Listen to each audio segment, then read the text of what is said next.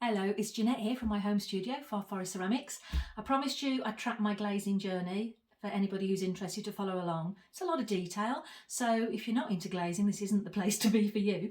But if you do want to give it a go, this might help you get through that first overwhelming phase, which I've had the last 2 days. But like now, I feel so much more educated. Don't know how they're going to turn out, but this is literally the result of 2 days. What I'm going to follow now in the next video is how I took my glazes that I made yesterday and taken them through the sieving, the immersion blending, the dipping, the time I dip, the weight of the dipping, making Joe's glaze chips, mystery chips, and then applying glaze chips that I've just made from these onto some tests, how I've indexed, yeah, all that sort of stuff. So I'm tired, it's been 2 full days, my brain is full, but if you're interested, follow along and hope you enjoy it. Take care, bye bye. The morning after the night or day before. So yesterday, day 1 of my journey, I made 20 glazes, measured out the ingredients, added them to 100 grams of water, gave them a shake, labelled up my bottles, and I've left them overnight, which Joe said with bentonite, is it, that's in it, it can clump, so it's quite good to leave it overnight. They seem to be quite absorbed yesterday. The ones with bone ash in, there was like a big lump in it, which I don't know how you break that up, but the next stage that he did was to sieve them to make sure everything was dispersed correctly. So that's now day 2. I'm going to do the sieving, and then I will go on to the next stage, which will be mixing with a hand blender and putting them onto a test style. So at this moment, I'm just going to sieve these through and see just how much did or didn't disperse. So I'll do 1 or 2 on real time and then just work my way through the others so you're not all bored. So this is a micro crystal. I'm going to give it a shake. I've got just a small plastic container. I've got my 80 mesh sieve, which fits on the top, and then I have a brush that I really don't use. I did actually trim this so it's a little bit shorter because it was a long one. It's been cleaned yesterday, so there's no dust in it now. It's a really naff paintbrush, but Joe said they're better off if you can have a nylon one. I don't know what this is, but it's not natural, so I think it's nylon. But you lose the bristles as you're going through the sieve anyway, as in it wears down. So I want to try not to have too much slippage. I'm hoping this has got the seal is holding it, which it is. I might just get a tissue to wipe any surplus on the rim on the outside. So let's see, if I pour it in the middle, let's see how it goes through. I'm starting off with the lighter coloured ones. What I can see straight away there is what's nice, these containers, it doesn't hold on the sides too much, well this one doesn't, and I can't see any lumps in there. It's not all going straight through the sieve, so is that to do with the thickness? The viscosity of this looks like a dipping glaze, but I don't know, it's not going through super quick. I wonder why. It's an 80 mesh sieve. It's going to take me ages if I'm going to have to do it this much for each one. Why is it not going through so quick? That's quite strange. I mean, it is going through, but it's like dripping through. Is it because I've got a vacuum on the seal? Ah, that's why. It's because I've got too tight a seal. I can see, I don't know if you can, there is some granules still there, not dispersed, so it was worth sieving on what I thought was it had all dispersed nicely. So I'm pushing that through. What I'm wondering now is can I take this straight into here again? So this is what I'd made before to fit onto the side of this. So I'm wondering if I do have this on here. I'm trying to work my method out here, aren't I?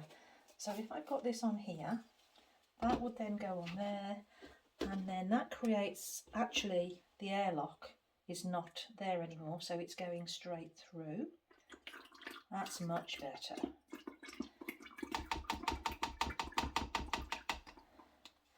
That is barely anything this time left on the sieve there. I'll bring a bit closer so you can see. Hopefully you can still see that. But there is, can you see there? Barely anything at all. I'm quite pleased with that. Okay. So I would say that one's okay. I'm just going to check if there's anything left here that I can put through. I believe you want to try and keep as much as possible because you know then the ratios. This was from the 100 grams.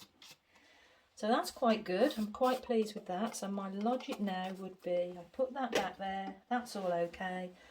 That one's been sieved. And I'll put that over here. Done. But I need, I believe, to wash this because I don't want this glaze to contaminate. So maybe if I have a towel, these are all clean towels, maybe if I have a towel here that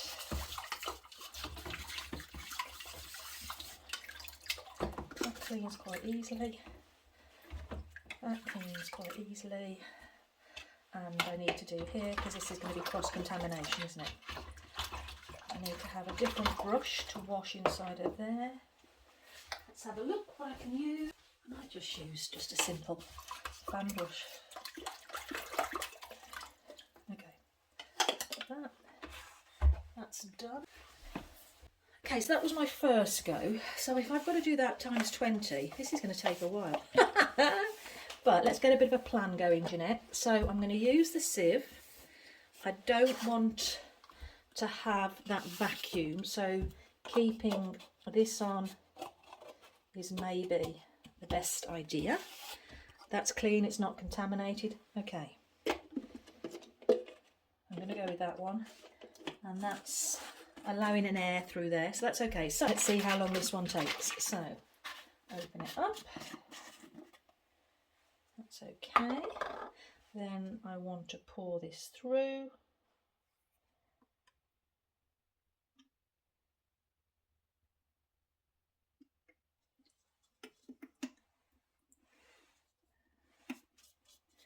Okay, that's all going in nicely.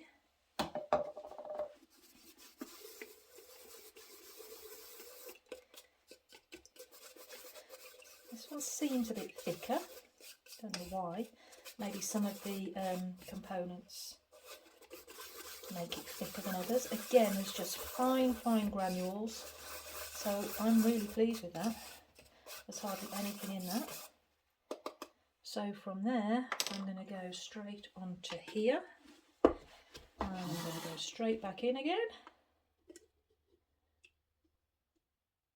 So I think the biggest time is going to be cleaning, isn't it?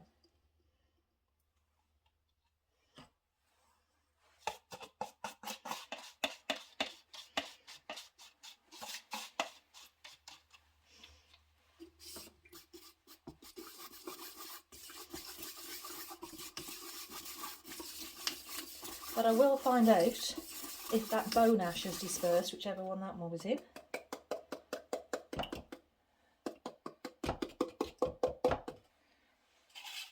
Okay. Just going to wipe my outside seal because I don't want that to cause... Oh, have I lost some there? How did I lose some there? Okay.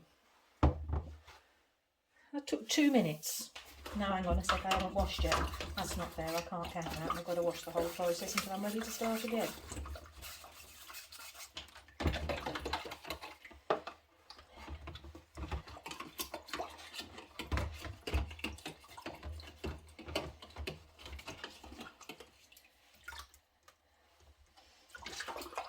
Yeah, this brush is okay because it's actually cleaning a lot at the same time.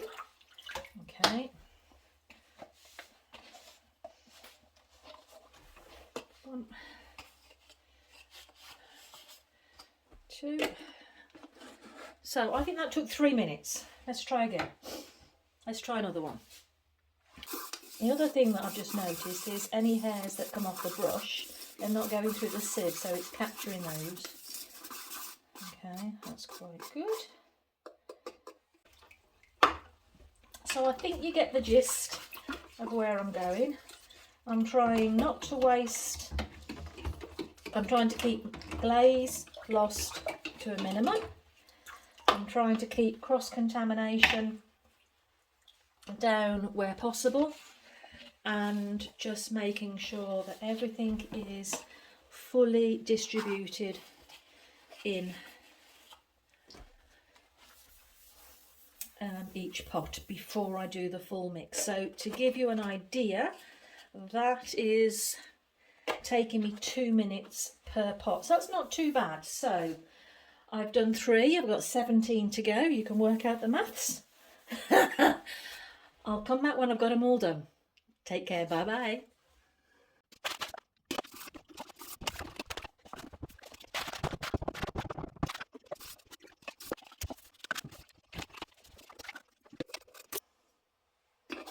Okay, so this is the one that must have had bone ash in it, and I didn't know if it dissolved, which it obviously doesn't.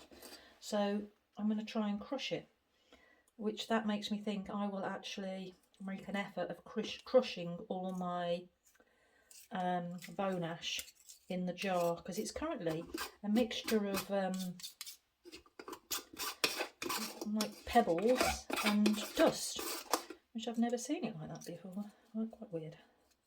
So I will crush that in my jar. So this might take a bit more to do. I'm going to put this in here, and then the other little bits I can get. And try now to just get it all off the spoon. All the bone ash that's clumped on the spoon as I've tried to crush it.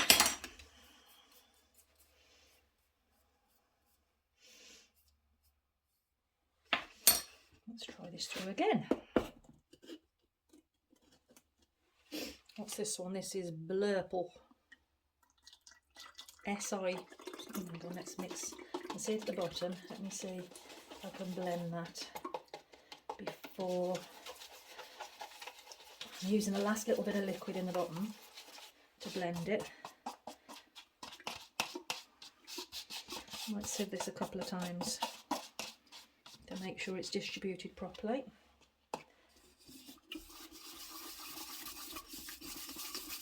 So to be honest, it was worth me sieving just to find these, and now I know with the bone ash what I will do before I make any other. Let me see if I can show you the bone ash. So this is the bone ash that's come like this. So I've got like a powder at the bottom and then these pebbles. So I do need to crush all that down. Okay, and I take this through a couple of times just to make sure I've got it all distributed. A little bit left there. Push that through.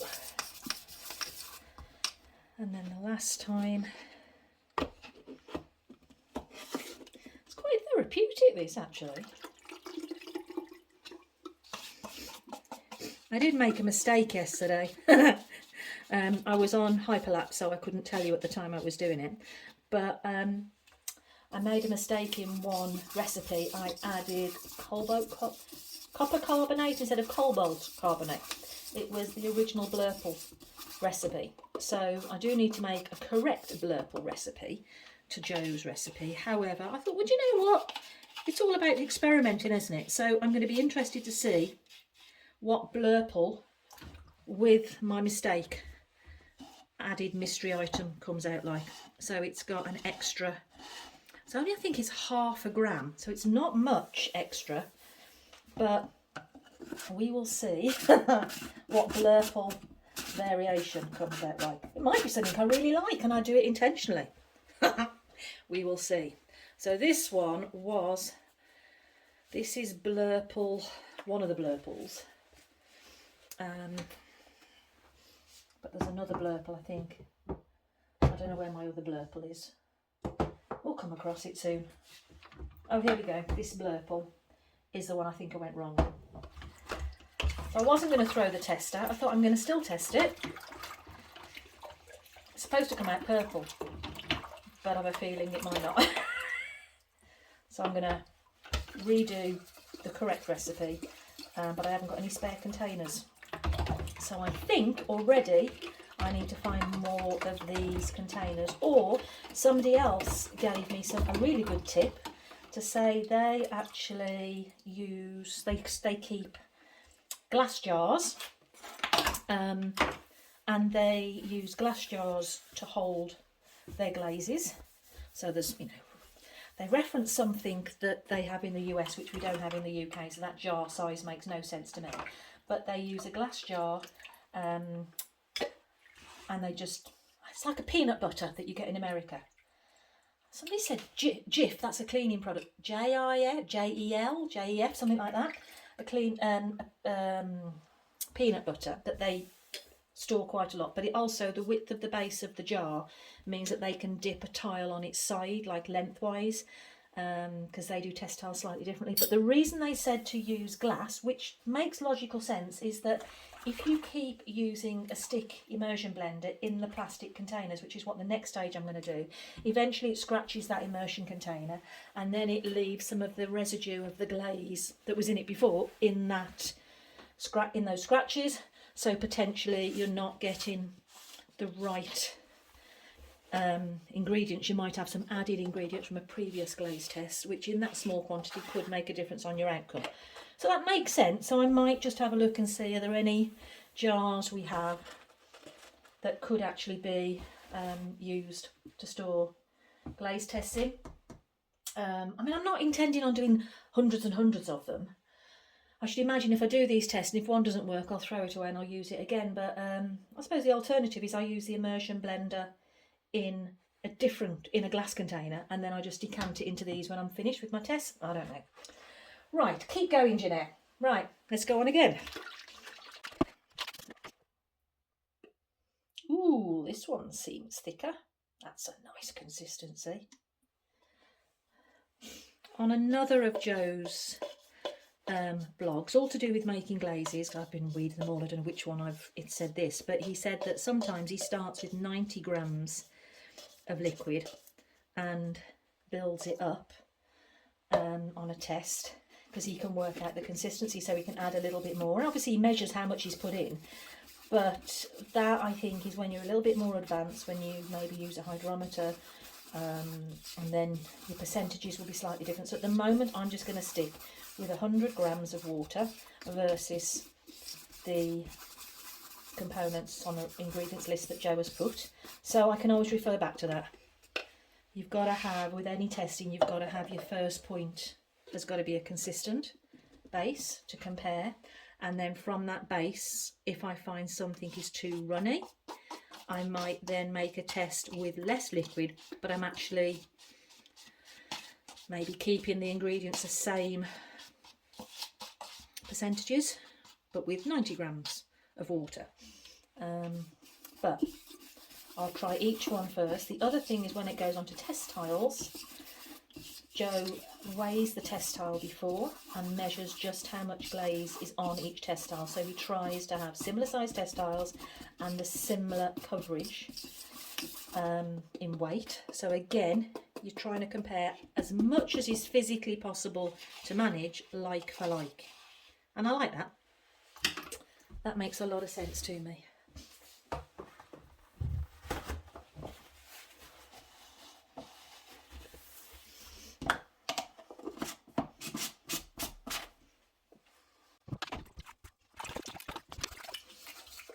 I've got to be honest, I don't know how I'm going to upload tracking my journey, whether I'm going to do real time, mixed with hyperlapses, cut, I don't know.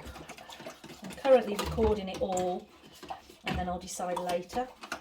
Depends how long the editing is going to take me, because I want to try to upload these quite soon after I've done a stage, because I know I'm going to be making mistakes.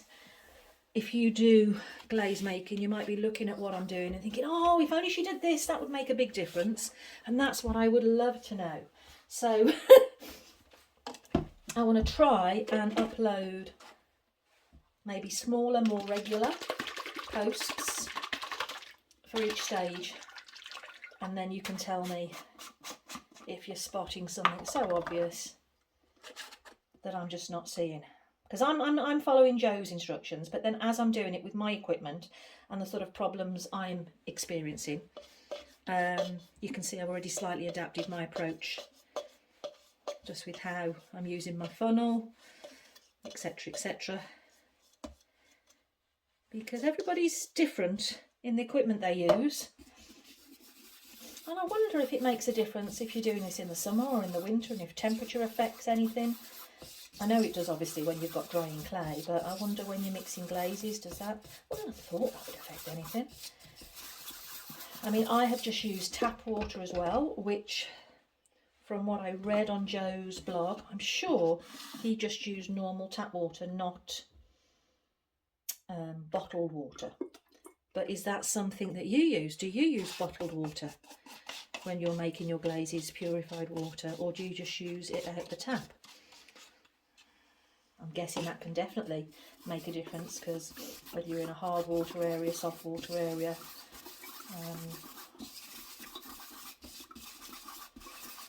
just filtered actually make it better or make it worse.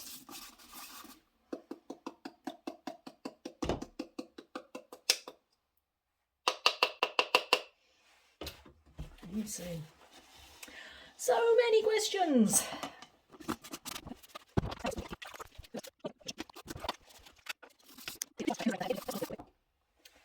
Just all very interesting.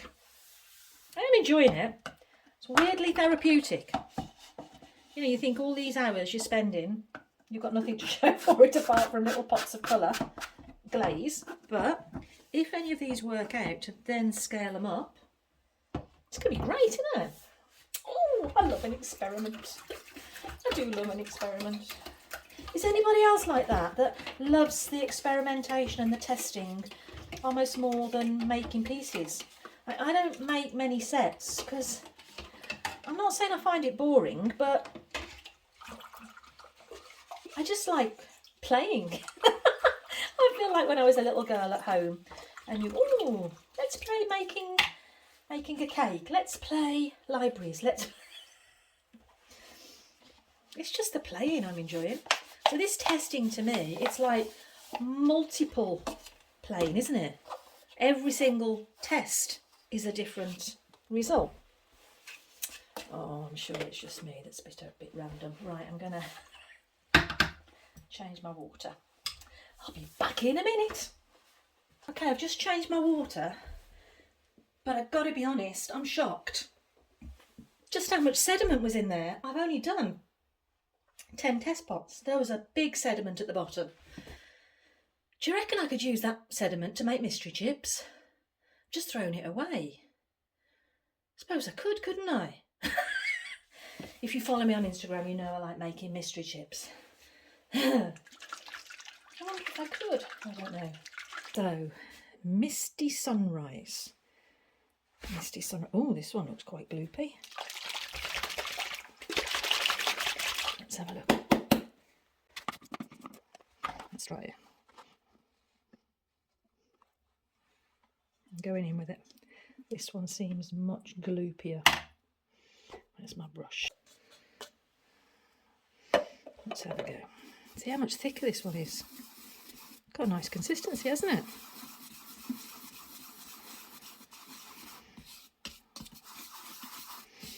I need to remember actually as well the consistency of the glaze. Joe recommends a 4-second dip because he says what you're trying to do is get 3 grams of glaze on each test tile, front and back. Now if it's gloopier, that's going to hold onto the test tile more. So 4 seconds you might end up with too much. You can always add more glaze to a test tile, but I don't know how you take it off. So if it's quite gloopy, I might do a 3-second dip or a 2-second dip to check the weight, and then I can always do another 1 or 2-second dip.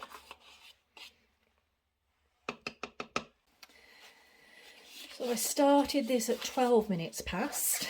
It's now 56, so it's not an hour yet, but I am doing 20. So this is number 14 of 20. This is gold. You see the colour of it? Let's see. Ooh.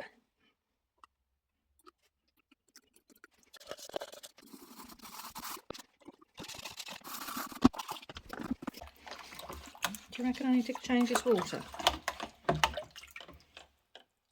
Do you know what I might do?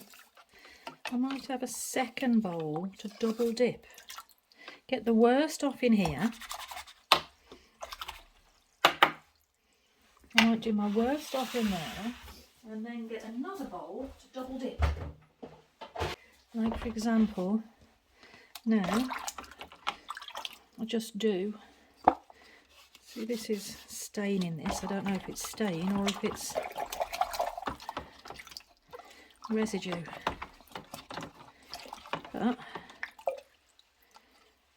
that feels cleaner now. Yeah, I think I'm going to do that. Double dip. I'm going to double dip my washing now because we're getting into some strong colours, and maybe I should have double dipped previously, but can't go back now. Just because I can't see the colour doesn't mean to say I'm not contaminating one glaze with another. So 6 more to go. We're now on Cherry Blossom. Seems quite runny, this one.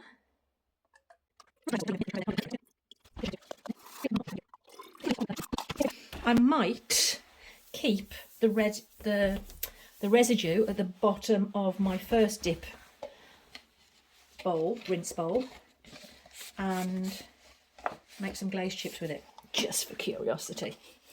I'll do that at the end so you can see how I make them. It's something I really enjoy doing. Right, who have we got now? Ooh, oil spot.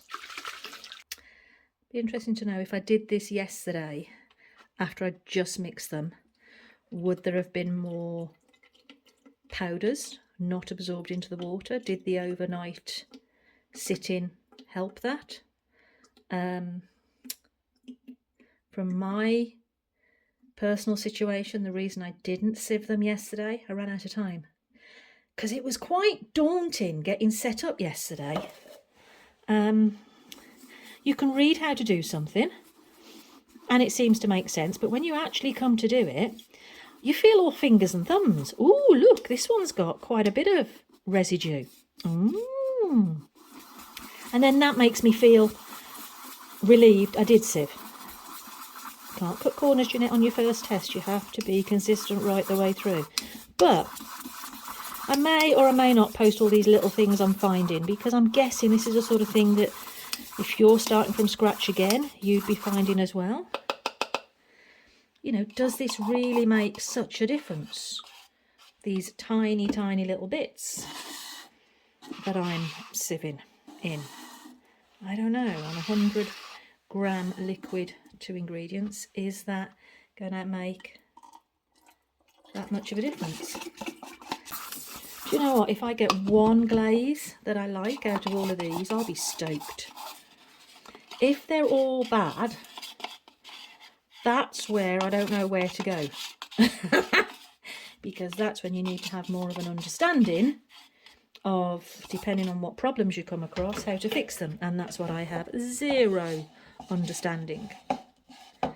But if I went on a course now, I would definitely have got over that first, I don't know, just that overwhelming sort of information terminology, not knowing how to handle things. like just where to start. It is so overwhelming, but then you start to accept some things as you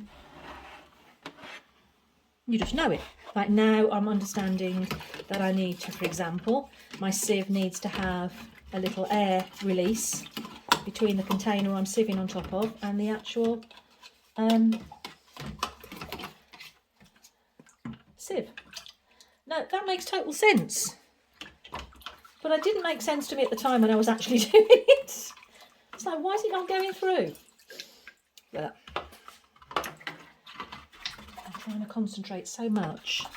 Look how much is coming out of my second dip.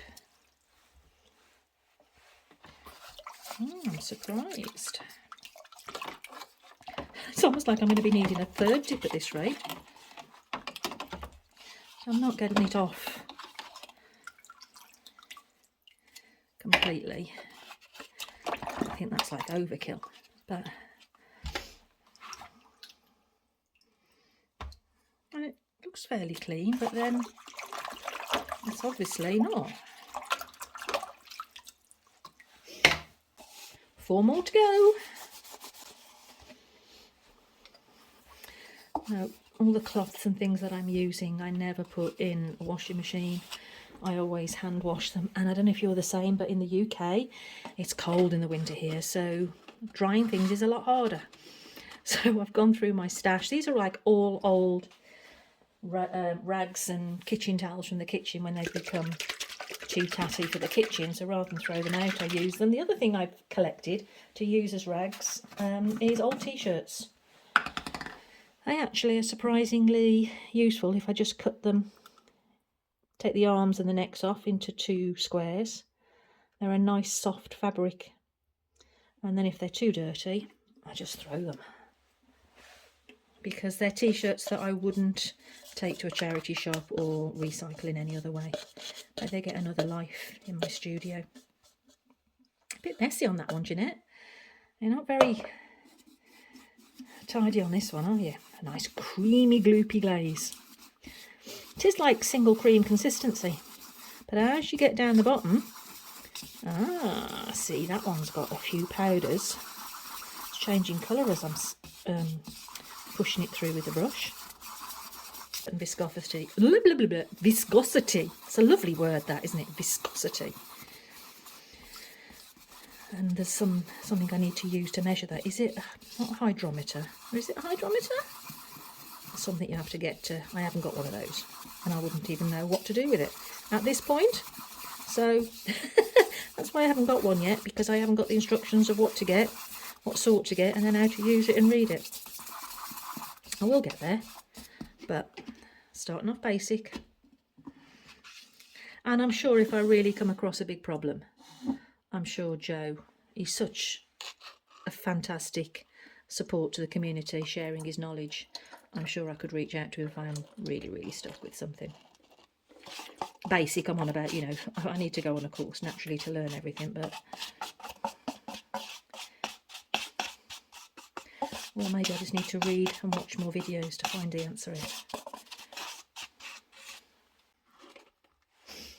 Last one.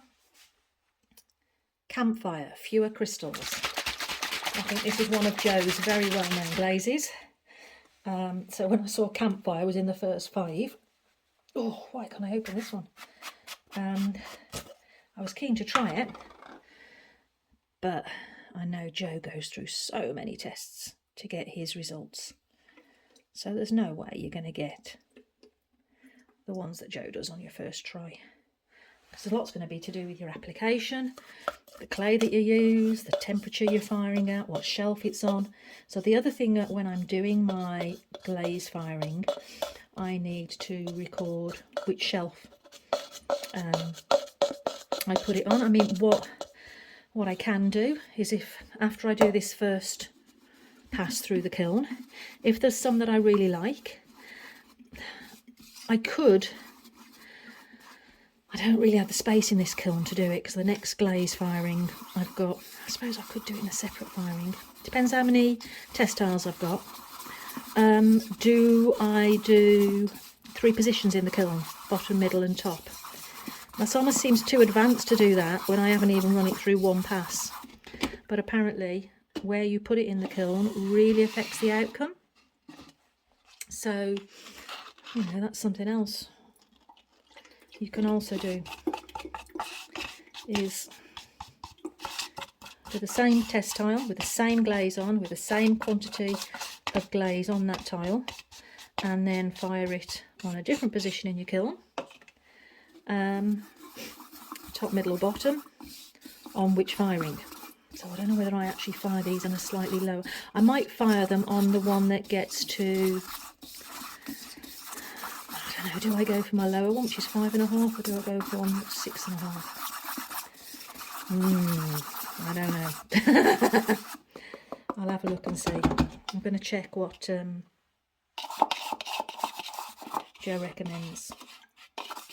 6.5 is at the top end of Joe's recommendation, so I might just go for my 5.5 as my first trial. We'll see. I'll have decided by the time I get to there. So that was my last one. How long did that take? 1 hour 20 for 20. So 1 hour 20 is 80 minutes for 20. So 4 minutes of glaze. That's not too bad, is it? Like if you just wanted to mix one up. But for me, I'm all set up. So what I'm just going to do now is finish washing these in my first and second pass. I'm just going to clean up a little bit, and then I'm going to get ready now for my second part of my day 2, which is I'm hoping to get all my test tiles and hand immersion blend and add actually on my test tiles. I'm just going to see first of all how many test tiles I've got, as to do I want to do a double dip, a double test for each one, like top shelf, bottom shelf, to see what the results are like. Do I do one whole glaze firing? Oh, I don't know. I'll let you know anyway how that goes. And but in the meantime, what I'm going to do is just let this sit for a few moments while I do my cleaning up, and then I'll show you how I do mystery chips. Usually on mystery chips I would be letting that sit for a day, but I don't even know if it's going to work. So right now I'm just going to do a quick test, and I might be able to, if I've got anything I can test them on, I might be able to dry them sufficiently to use in the same glaze firing as these tests. Oh, that'd be interesting. Might do that. Should I do that? Okay, I'm going to just get my stuff together and then I'll be back.